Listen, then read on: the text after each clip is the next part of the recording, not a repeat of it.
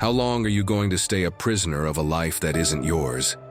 Every morning you repeat the same cycle, as if you were condemned to an endless, empty, suffocating routine. But let me be clear. It's not the world that's keeping you locked up. You're the one holding the keys to your own cell. Are you ready to break those chains once and for all? In this video, you'll discover how to finally force yourself to reset your life. We're going to rip out the roots that keep you tied to the past, to fear, and to excuses.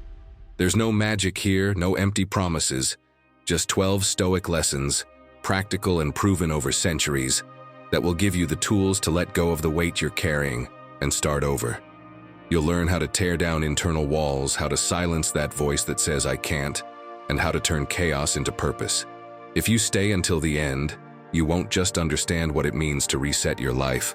You'll feel the urge to do it today. Ready?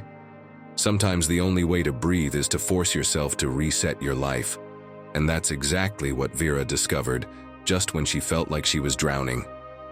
Vera stood still in the fitting room, half wearing the red dress, her heart pounding so loud she could hear it. The fabric slipped through her fingers. For a moment, she thought she was going to faint right there, under those cold lights stabbing at her eyes. She had never felt anything like it. She didn't even know why she was crying. But in that mirror, with wet cheeks and fingernails bitten down to blood, she understood something brutal. Her life was no longer her own. She walked out without buying anything.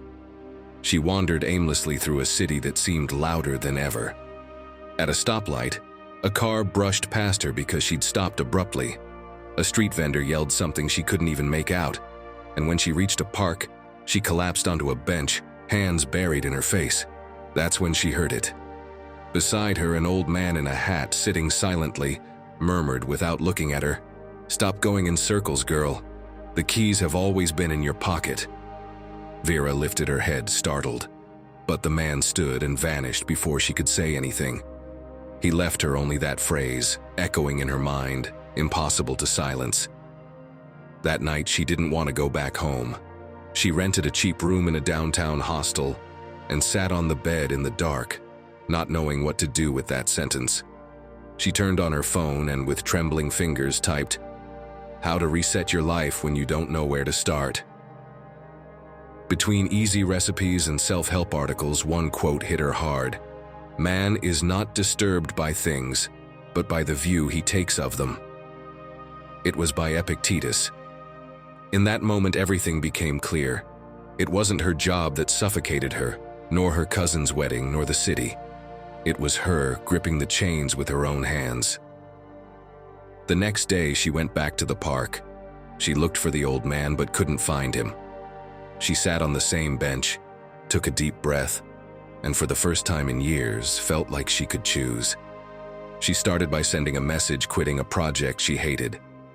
Then she deleted from her phone the contact of someone who always made her feel small. And then she promised herself never again to make excuses to stay where she didn't want to be. Of course, Vera didn't fix her life in a day. But that afternoon, when she caught her reflection in a shop window, something about it was already different. The shadow in her eyes didn't weigh as much, and since then, every time she feels that brick on her chest again, she silently repeats, "The keys have always been in my pocket." Because the truth no one tells you is that nobody's coming to save you. Sooner or later, you have to force yourself to reset your life. If while listening to this story, you felt a knot in your chest, if you recognized your own chains, this channel is for you. Subscribe and become an exclusive member to access content that not only wakes you up, but pushes you to act. And leave us your declaration of life in the comments.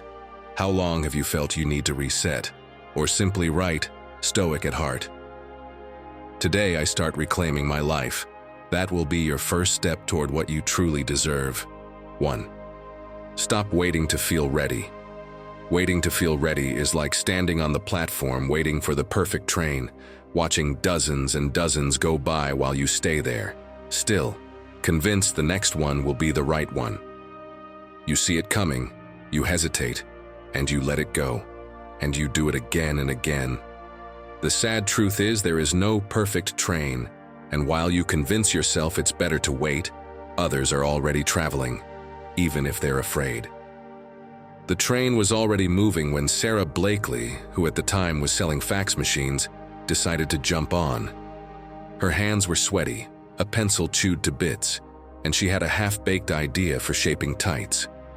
She locked herself in her kitchen, grabbed some paper, and started writing her own patent because she couldn't afford a lawyer.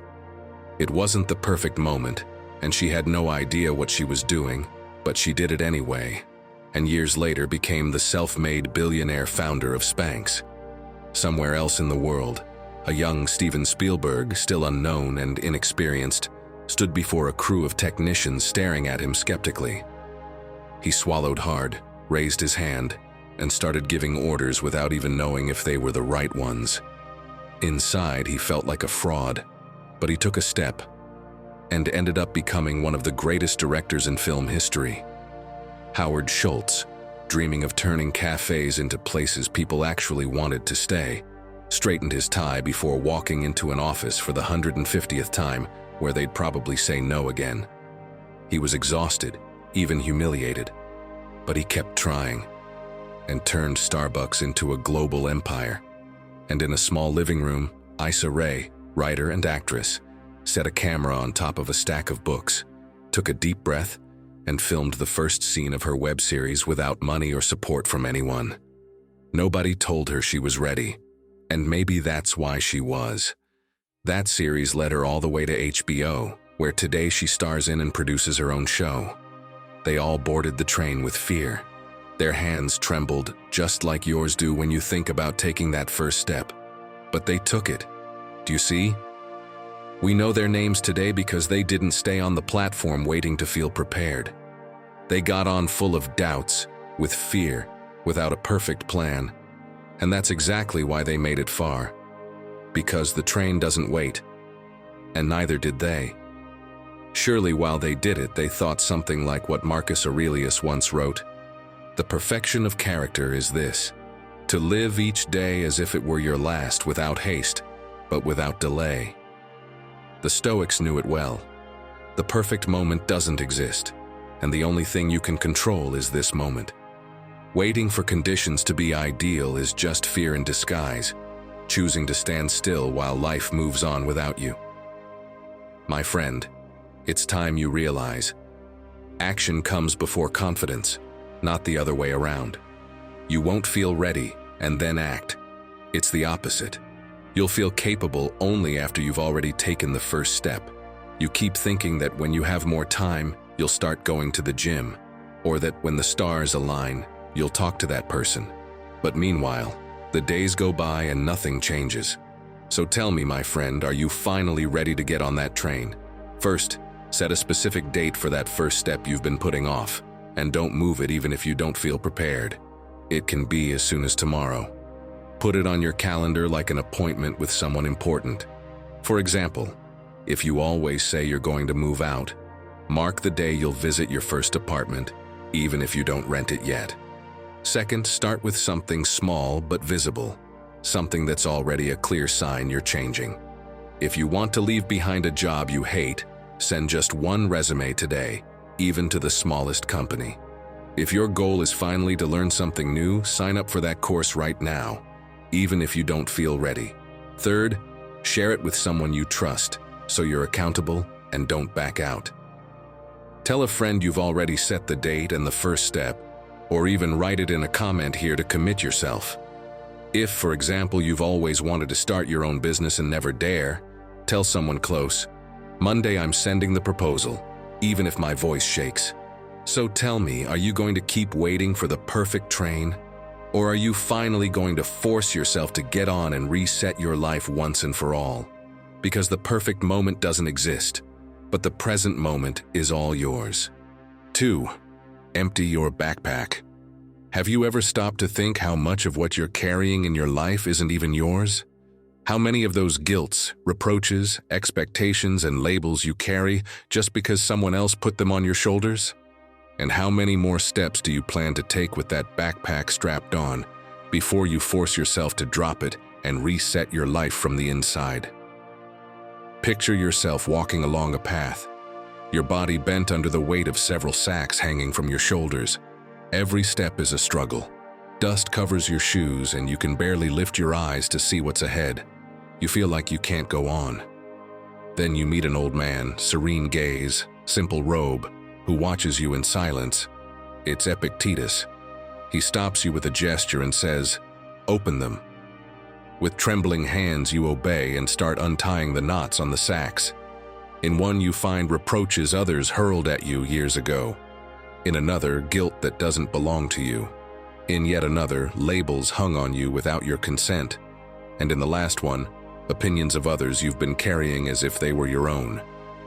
Epictetus looks at you and, in a calm voice, says, "It's not things that disturb us, but the opinions we have about them. Your path isn't blocked by stones of your own, but by the ones you allowed others to pile on your shoulders. Why are you still carrying them?" And then you understand that there's nothing heroic about walking slower just to please others. That dragging around sacks full of things that aren't yours is what's keeping you from moving forward, from starting over. I know, you're not going to run into Epictetus on the corner of the park in a robe telling you to open them. That's not going to happen, my friend. But if you stop for a moment, you'll see you're also carrying reproaches and expectations that aren't yours. You feel guilty for not living up to your parents' expectations, even though you don't even want that career. Or you keep hanging out with that group just because that's what's expected, even though it leaves you exhausted and feeling invisible. Or you say yes to favors and commitments just because you're afraid of looking bad, even though deep down you're dying to say no. And do you know why we keep carrying all of that as if it were ours? Nedra Glover Tawwab, therapist and author of Set Boundaries, Find Peace, explains it clearly. Many of the emotional burdens we drag around are other people's expectations we've accepted without realizing it, as if they'd been stitched into our skin. But what can you do to reset your life then? You have to stop and recognize what doesn't belong to you, and once you see it, give it back with love. It's not about fighting anyone. It's about saying, "This isn't mine. Thanks, but I won't carry it anymore." Are you ready? Yes, right now. Write down on a piece of paper or your phone everything you feel you have to do. Make an unfiltered list. And next to each one, ask yourself, who says I have to? For example, if you write attend all family gatherings, note, who says? My parents. If you write stay at this job, note, who says? My boss. And when you see that it's someone else's expectation, say out loud, "This isn't mine, it's," and fill in the name. "This isn't mine, it's my boss's." "This isn't mine, it's my friend's." The clearer you say it, the lighter that sack will start to feel. And now I ask you, are you going to keep carrying what isn't yours? Or will you finally force yourself to empty that backpack so you can walk? Because even if you don't notice it now, every stone you return brings you closer to the freedom to start over. 3. Learn from your failures. Let me put it plainly. We've all had that moment when we're staring at the ground, wondering why nothing turned out the way we wanted. Like when you finally ask out the person you like, and they don't even reply. Or when you think you're ready for that interview and the only thing that comes out of your mouth is, Or when you believe your life is finally on track, and suddenly everything collapses. Yes, my friend, we've all fallen. And to be honest, it's okay, because staying down, that's the real failure. Let me tell you something that happened to Wade Lightheart, founder of Bioptimizers, on the day his son was born. He had everything ready. A house in Sedona, the perfect birthing team, even a full moon that seemed to welcome the baby. Everything measured, planned, foreseen. But then, a storm started roaring in the middle of the desert, the birth got complicated, the baby wouldn't come out, and they ended up racing to the hospital in an ambulance while the little one fought for his life and his wife endured unimaginable pain. Nothing went as planned. The house turned out to be a disaster. The midwives couldn't solve the situation, and he felt useless for hours. And yet, he didn't fall apart. He made quick decisions, improvised, and saved his family. That night he understood something important. Sometimes failure is just life's way of pushing you to improvise so you can save what really matters. And don't think this only happens to him. Seneca warned us centuries ago, "To err is human, but to persist in error is diabolical." For the Stoics, falling doesn't make you weak.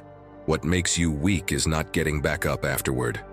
Every fall is a teacher in disguise, an opportunity to break your chains and rebuild your life from the inside. Because no one resets their life without getting their hands dirty with a few mistakes first. Look at something as simple as this. Imagine you've been saving for months to open your little bakery business. You finally rent a stall at the market, you bake your cakes with all your heart, and you barely sell two. On top of that, one of the customers says it's too sweet. You go home feeling like a failure with boxes still full and empty hands. But that's where everything is decided. Instead of breaking down, you can ask the people who passed by what you could improve. Try new recipes and come back the next week stronger. It's uncomfortable, yes, but each week you learn something new until one day, without even realizing it, everything starts to work.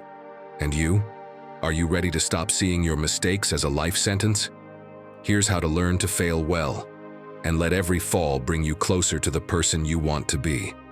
First, find yourself a mentor who tells you the truth to your face. Someone who doesn't let you play the victim and says something like, "Hey, get off your high horse and start fixing this now," when you need it. And don't hide your mistakes like dirty socks under the bed. Pull them out, look at them carefully, and tell the world, "Yes, I messed up, but here I am, fixing it." You'll see people breathe easier and respect you more. Also, listen to your elders. Yes, even that annoying uncle who always tells the same stories.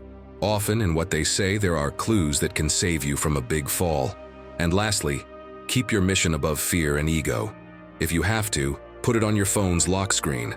I'm not here to look good, I'm here to move forward. That way, every time panic comes knocking, you read it and keep going. So the next time you fall, remember this. Falling in the mud isn't the problem. The problem is staying there, lamenting the stain instead of getting up, brushing yourself off, and moving on. Tell me in the comments, what past mistake are you going to turn into your new opportunity today?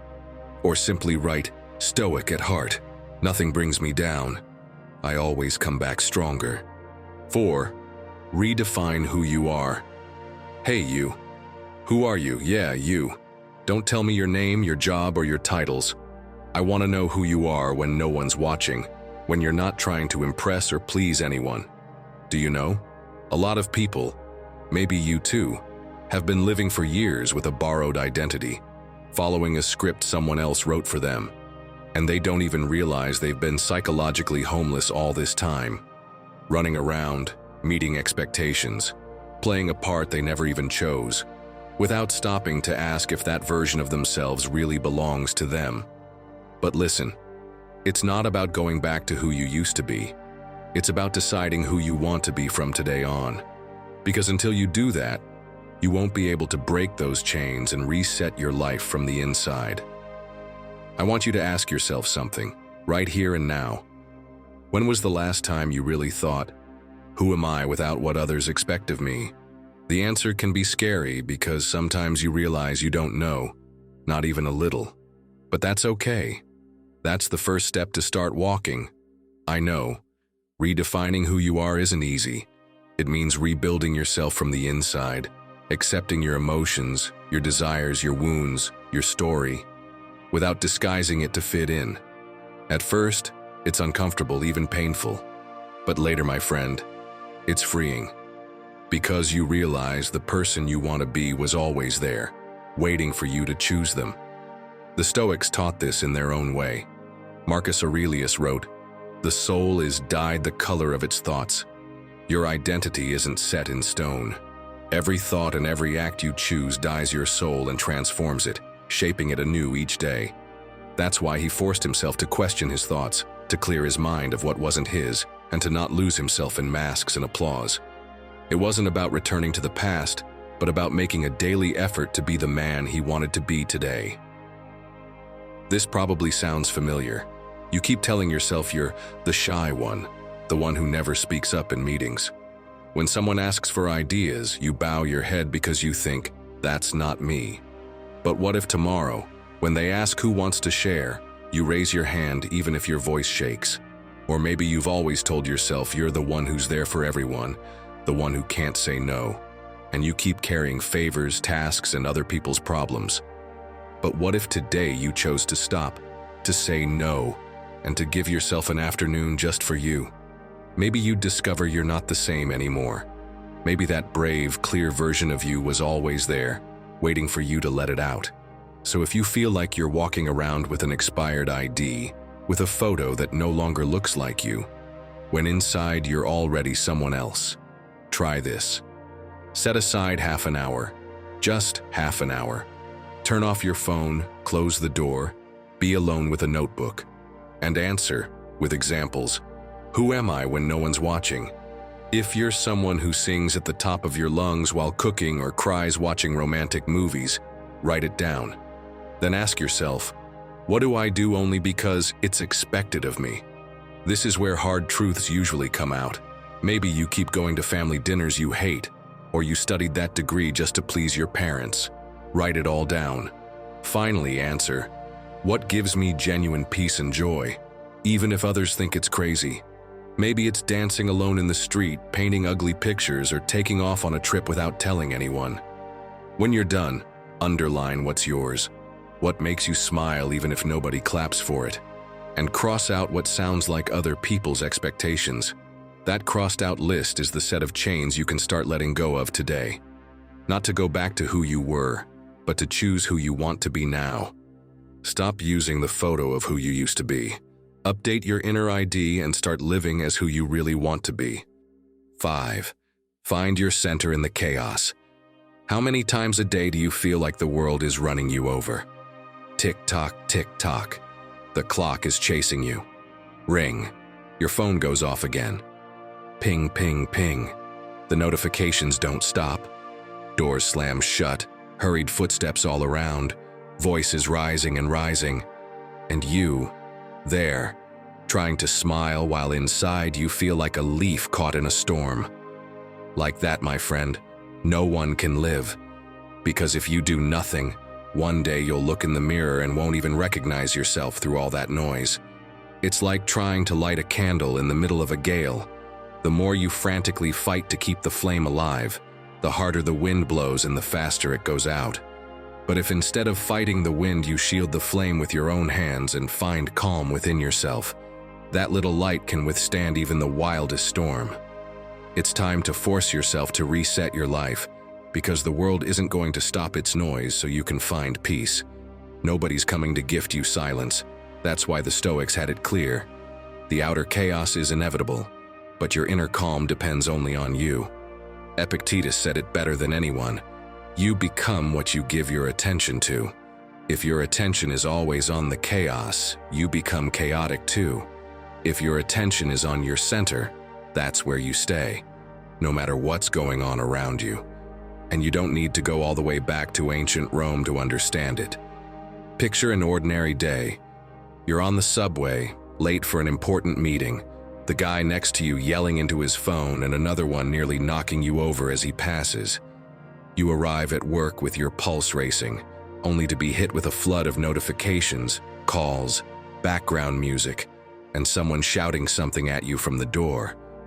How are you supposed to make decisions, think clearly, or enjoy anything if your mind is jumping from one shock to the next? So let's fix it, step by step, so you too can find your center even while the world keeps roaring. To start, identify which situations knock you off center most easily, and write them down. Be specific. I get stressed easily isn't enough. Ask yourself, family arguments? Those tense silences at the table when someone makes an awkward comment? Or maybe the noise of traffic with horns blaring, motorcycles zooming by and people darting everywhere? Your boss's criticism, always coming at the worst moment? Or social media, when you get lost comparing yourself to other people's lives and end up with your head in a knot? The more specific you are, the easier it'll be to spot them when they show up. Write them down exactly without softening them. When my mom tells me how I should live, When I see everyone else moving ahead on Instagram, when a car cuts me off and I have to slam on the brakes. Put them into words, because what you can name, you can handle. Then, create a small gesture to bring yourself back to the present. It could be pressing your fingertips together firmly, taking 3 deep breaths, or silently saying a short phrase to yourself like, "I'm here." Something discreet and yours, that becomes your anchor when the wind starts to howl.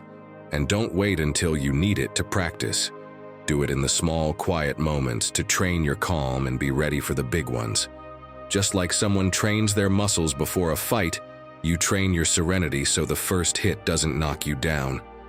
Because tell me, how much longer are you going to let the world's noise decide who you are? How many more times are you going to snuff out your own light just because the outside is too loud?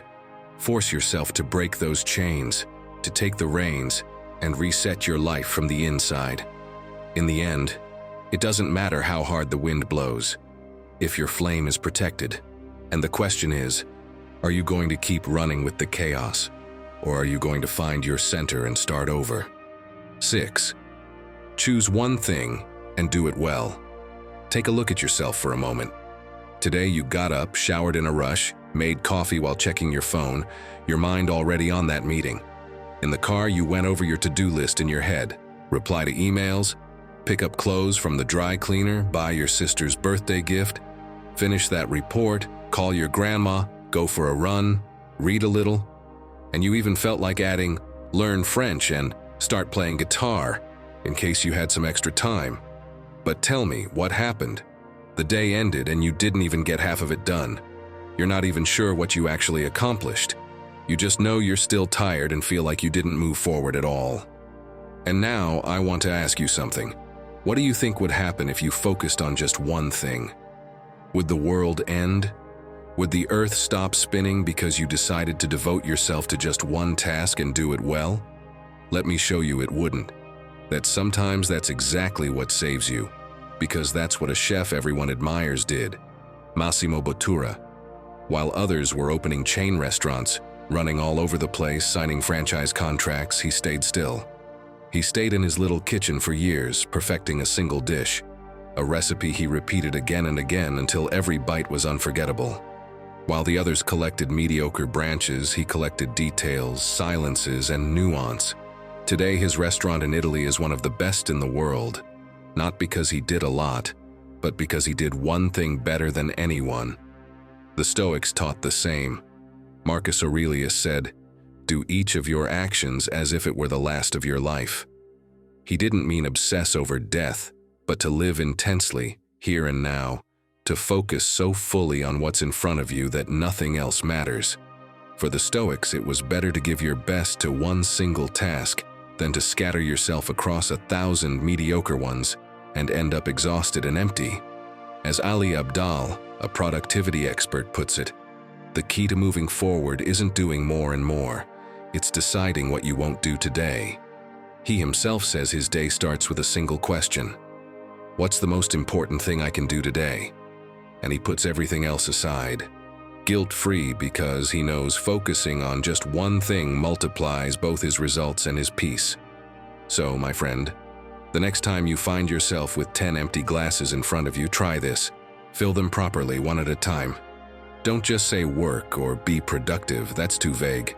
Pick something concrete, something that really brings you closer to the life you want. For example, call that client and close the deal, finish the proposal and send it. Go for a 30-minute walk just for me. Finally fix the dripping faucet. Sit down with my son and play without looking at my phone. It doesn't matter if it seems small or huge.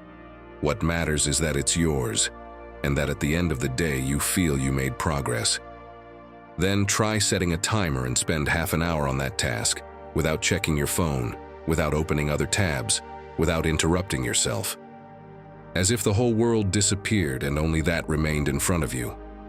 And when you finish that one thing, celebrate it. Yes, celebrate it. Cross it off the list with force, make a victory gesture, treat yourself to a coffee or 5 minutes of fresh air on the balcony. That reinforces your mind to keep going tomorrow. Because in the end, This is the most direct way to force yourself to break your chains and reset your life from the inside. Choose one thing and do it well. Today you can start living with intention, without letting the noise and the rush sweep you away. And now tell me, so we can all support each other, what's the one thing you're going to do well today? Leave it in the comments and let's do it together. 7. Embrace discomfort. Picture this: the Olympic Games, the stadium full, cameras pointing, millions of people waiting to see the best gymnast in the world fly across the floor. Simone Biles, with all that pressure on her shoulders, decides to step aside, to withdraw from several events to protect her mental health. The discomfort of being criticized, judged, and scrutinized by millions was the price she chose to pay to do what was right for herself. She could have stayed, smiling while breaking inside, but she forced herself to break her own chains and act from within, so she could come back stronger. And it wasn't just a single moment. Simone sat in the stands, alone, while the others competed, with the cameras flashing and opinions flying around the world. Some called her weak, others brave. But in the meantime, she was breathing, realizing how every second of that discomfort was reconnecting her to her true center. And when she finally came back to compete in the last event, calmer and more assured, she showed everyone that it wasn't the medal that defined her worth. It was her ability to choose her peace in the middle of the chaos. I know, choosing discomfort is harder. Doing what's comfortable is always tempting, like staying curled up under the covers on a Monday morning. But my friend, discomfort works like a muscle at the gym. When you train it, at first it hurts, it burns, and you think you won't last another minute. Every repetition feels like too much.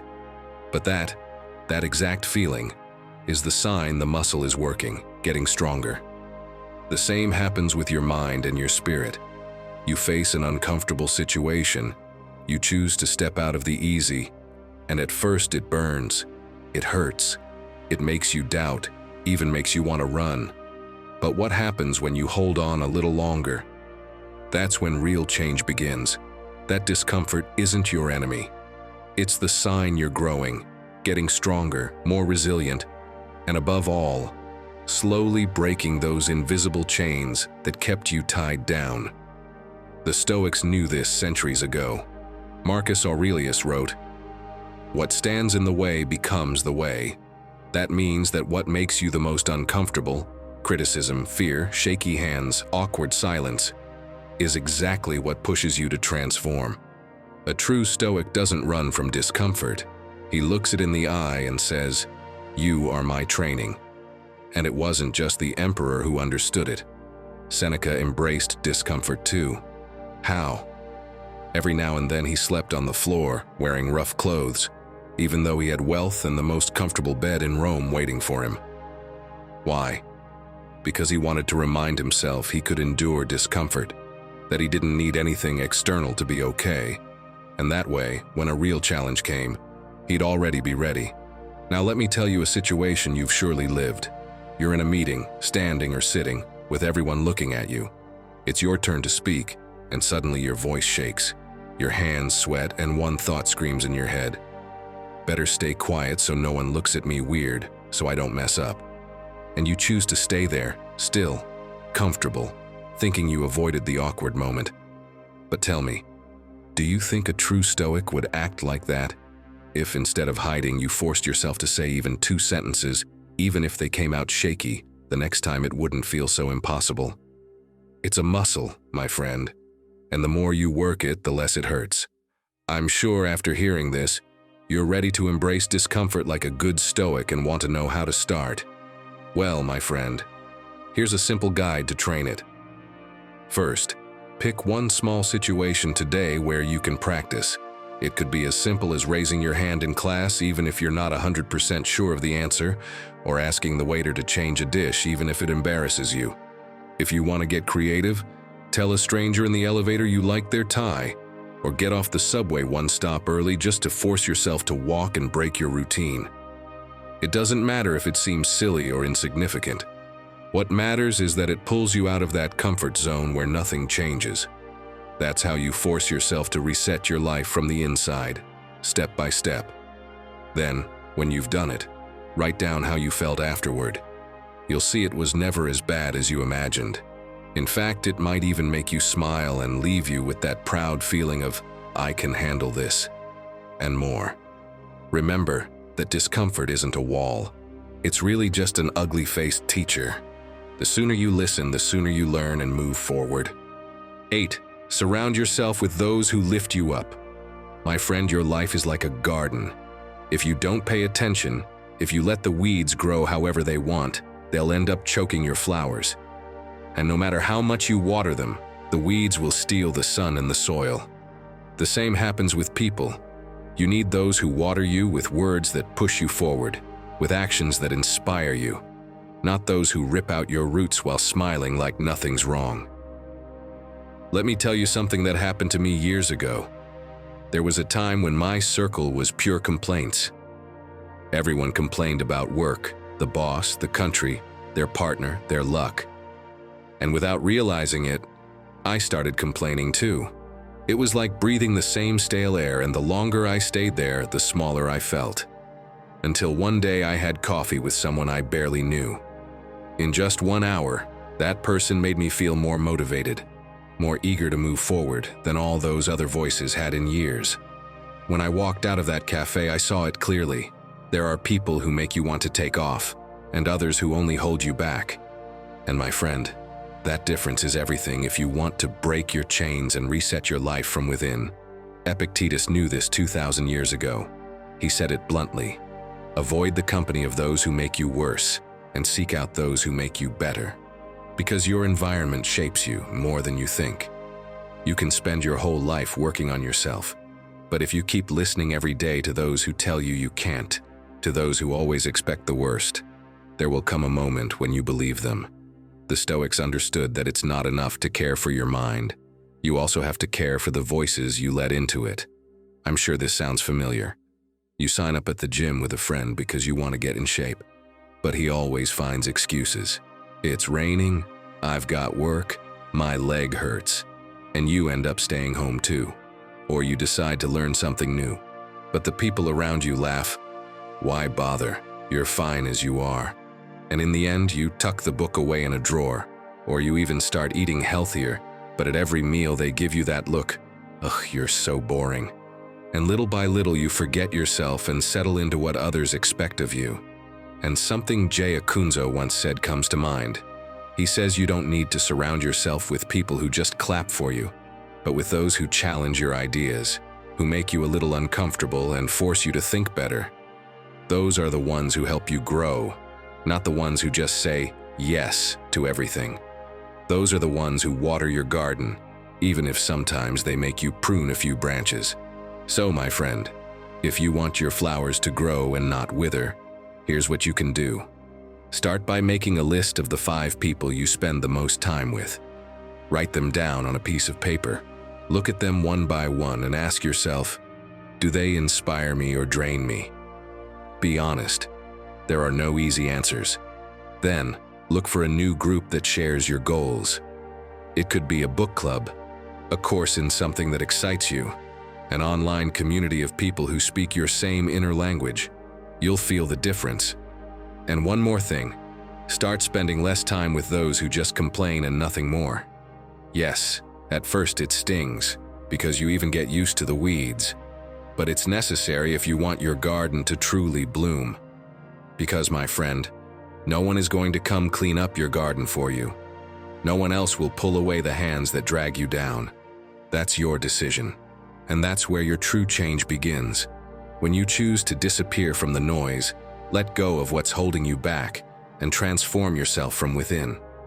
If you feel you're still surrounded by weeds, if your life isn't blooming because others keep dimming your light, maybe it's time to reset, disappear for a while, and come back stronger. In the video you see on screen, I explain how to do it. Hit play and start your transformation. 9. Act as if you're already your best version. Imagine that today is the day you finally do everything you've always wanted. The alarm goes off and you get up with energy, no complaints, because you know this day will mark a before and after. You shower, choose your clothes carefully, something that makes you feel confident, comfortable, sharp, like someone who has already earned their place. You eat breakfast without rushing, check your schedule with a smile, and leave the house feeling at peace with yourself.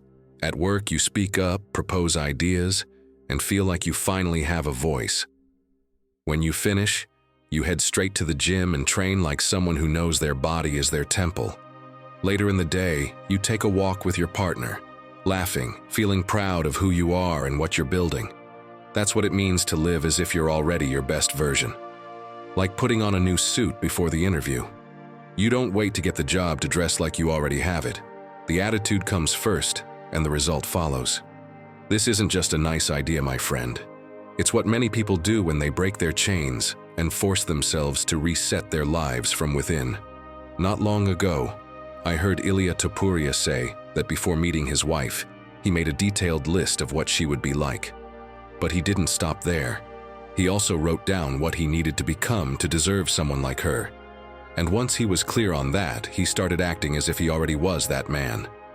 Shortly after, by chance, or maybe not so much by chance, his future wife crossed his path. That's how powerful it is to act as if you're already your best version.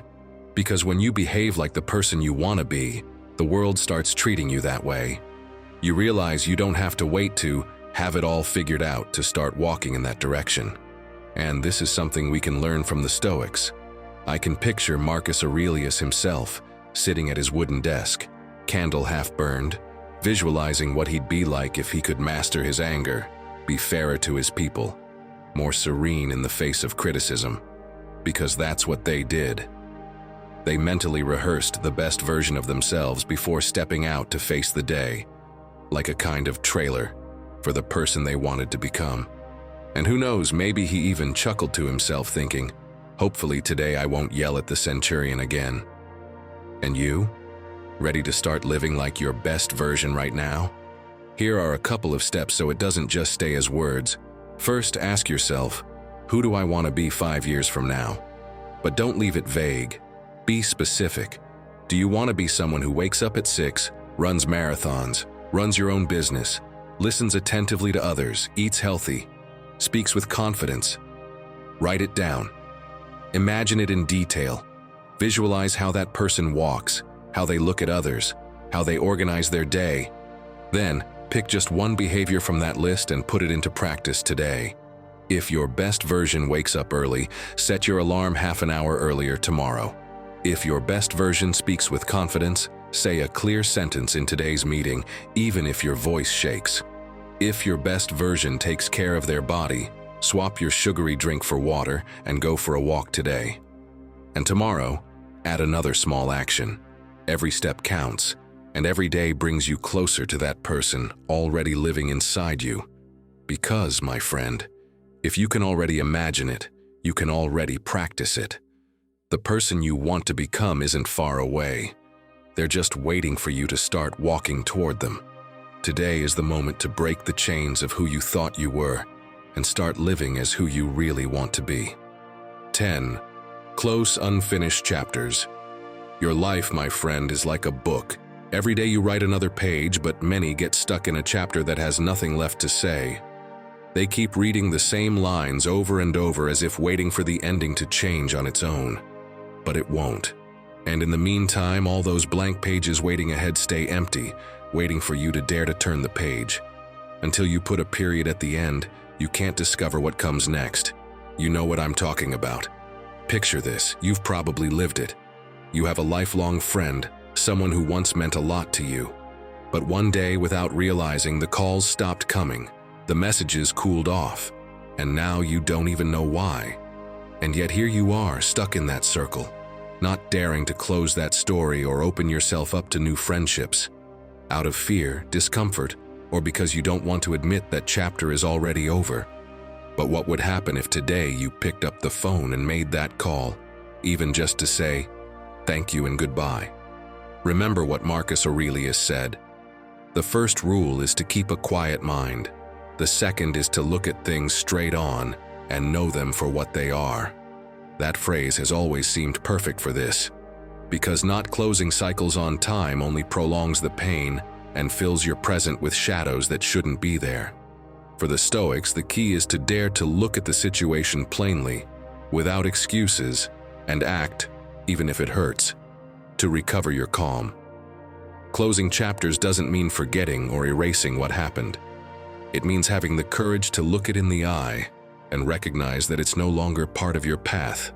And don't think this was only said by the ancients. People still explain it just as clearly today. Brianna Wiest, author of The Mountain Is You, says that loose ends from the past are like stones in your pockets. Until you let them go, you can't swim forward. She shares how so many people get trapped in stories that drag on for years, sabotaging new relationships, holding back careers, even neglecting their health. That's why she insists closing chapters is a conscious act. Sometimes it has nothing to do with the other person and everything to do with you. It's looking yourself in the mirror and saying, "This no longer defines me. Today, I let it go." So, my friend, the next time you catch yourself leaving that door ajar, not daring to fully open it or close it, try this to finally shut it and free up space for what really matters. If you don't feel ready to call, write a letter. A full letter where you say everything you never said. It doesn't matter if you never send it. Sometimes just writing it is enough of a release. Then, go through your phone and your social media and remove those who no longer add anything to your life. Yes, it may hurt at first, but every notification from them is just another reminder of a past that anchors you. Finally, give yourself a small, symbolic ritual. It could be burning that letter, planting a seed, taking a walk, and quietly telling yourself that from today on, you're starting over. Something that marks, even if only for you, that you're closing that door for good. Open doors just let in the cold. Close firmly the ones that lead nowhere, and make space for new ones. Breaking those chains of the past is forcing yourself to take control, to reset your life from within, and to write new chapters full of meaning and truth. 11. Make discipline your refuge. Picture this, an African-American girl, just 13 years old, in a neighborhood where no one believed in her, with a body the experts said was wrong for ballet. That girl is Misty Copeland. She was told 1,000 times she didn't have the height, the shape, or the age to become a professional dancer. Instead of giving up, she trained for years through injuries, tears, criticism, and rejection. She woke up early, wrapped her feet, repeated the same steps until the pain was unbearable. Today, she is one of the most respected figures in the ballet world. It wasn't magic, my friend.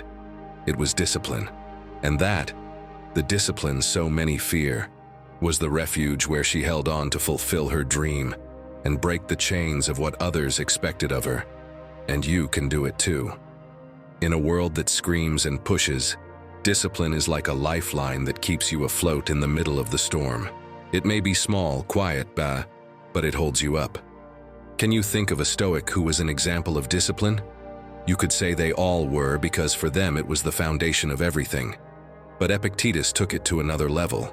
He said, "Freedom is not achieved without discipline, because to be free from your passions, you must master yourself." And he didn't just say it. As a slave, he trained himself every day not to be a slave to his own mind. With small habits and persistence, he turned his discipline into his freedom, his refuge. Now, picture this situation.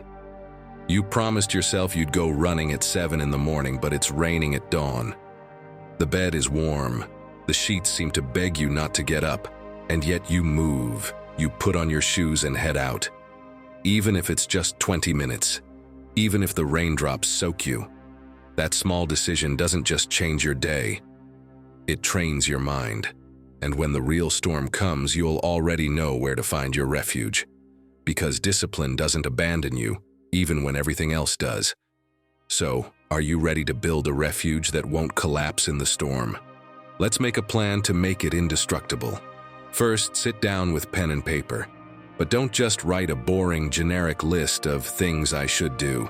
Instead, draw a map of the habits you'd like to build. One in each corner of the paper with colors or arrows.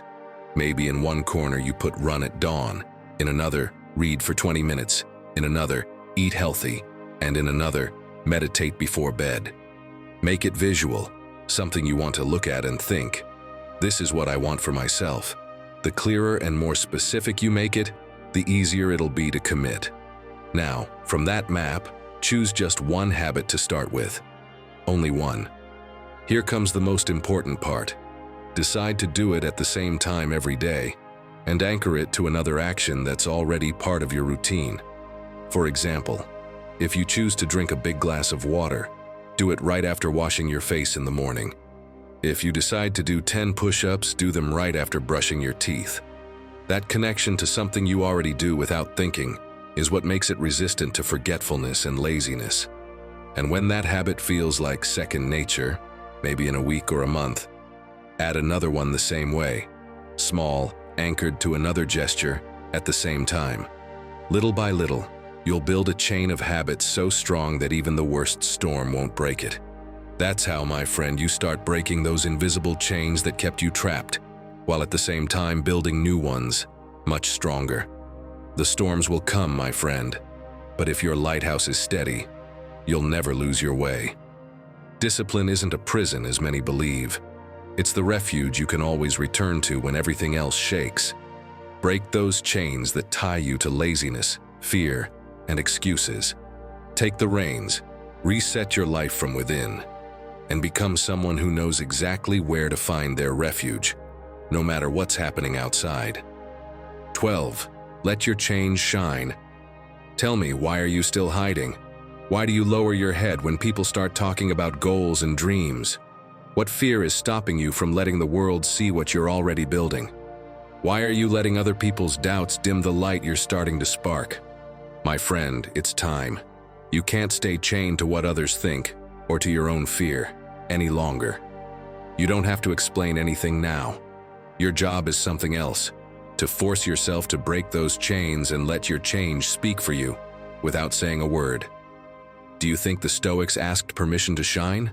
I can't imagine Marcus Aurelius going around saying, "Hey, is it okay if I start being my best self now?" Not a chance, he just did it. With his example, with his discipline, with his calm. And when someone criticized him, he answered with actions, not speeches. As he himself said, the best way to avenge yourself is not to be like them. That's what made his light visible without the need for words. And that's what it's your turn to do now. It doesn't matter if others don't understand yet. You're resetting your life, you're rebuilding yourself from within, and that deserves to be defended with dignity. Some people might look at you funny, might say you've changed, that you're not the same. Good. That means you're doing things right. Your only obligation is to yourself and to the person you're becoming. Picture this. You decide to study at night instead of going out. While your friends laugh and call you boring, you keep at it, night after night, while they drink. And a few months later, when you finally get that promotion, when your name shows up where nobody expected it, the laughter dies. That feeling can't be explained. You just feel it. Because you didn't have to say anything. Your change spoke for you. So my friend, it's time to let your change shine. First, guard your vision like someone guarding a treasure map. Why do you have this habit of telling everyone what you're going to do? Who are you trying to impress? Your dream doesn't need applause yet, it needs silence to grow. Today, sit down and write what you truly want. No filters, no embellishments. Give it a date, a shape, a color. How will you look? How will that moment feel? Write down even the most absurd details, and when you're done, keep that paper like it's gold. Because it is. Don't post it. Don't announce it. Let the next time someone sees it be through your results, not your words.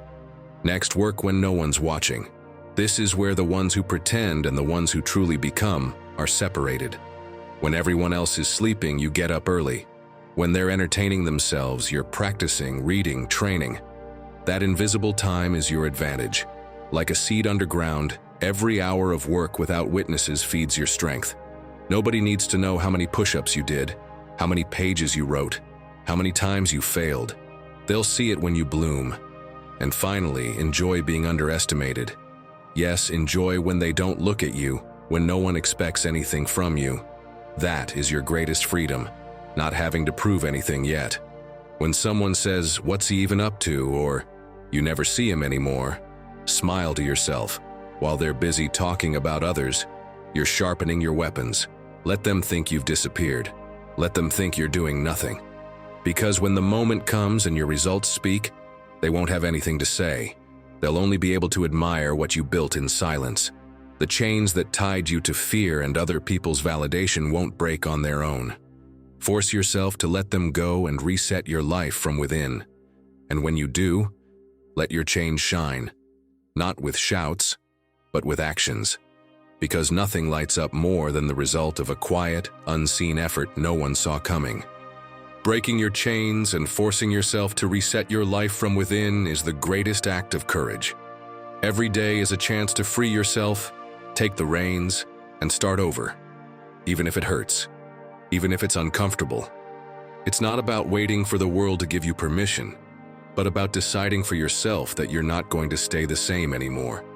Because true transformation begins when you stop waiting and start acting. Quietly, with determination, and without looking back. If you've made it this far, write in the comments, "Today I hit reset and start again, stronger." That way, I'll know who the true Stoic warriors are, the ones who made it all the way to the end. Don't forget to subscribe and hit the like button so you don't miss what's coming next. Also, check the description box. We've left some resources there to help you dive deeper into Stoic teachings. Our goal is to bring you as much value as possible.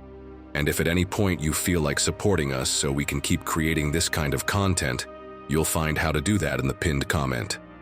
Now, I invite you to explore the playlist on screen. It's designed to help you face life with greater wisdom and confidence. Click it, and let's keep growing together. Until the next talk, take care, and keep embracing your inner Stoic.